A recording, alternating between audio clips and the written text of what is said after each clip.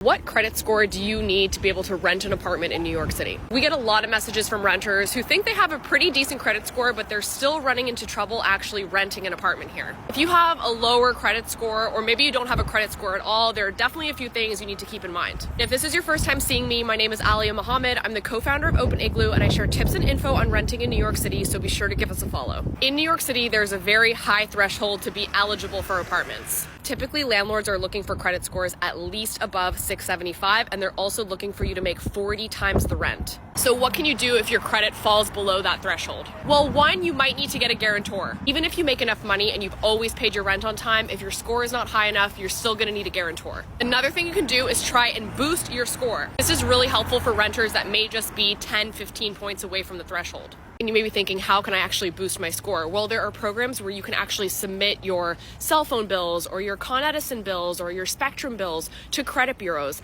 and they will take that into consideration and it can help boost your score. These are the types of payments that usually don't get reported to credit bureaus. Rent payments is one of those things. So if you've been paying your rent on time, you could also ask your landlord to report those payments to the credit bureaus, and that could help boost your score as well. Bottom line is that credit is a very important part of rental applications in New York City. So if you know you're going to be apartment hunting in a few months, you're going to want to request your credit report now. See what's on it and try and clean it up as much as you can before you start applying. What's been your experience with rental applications and credit scores? Let us know in the comments.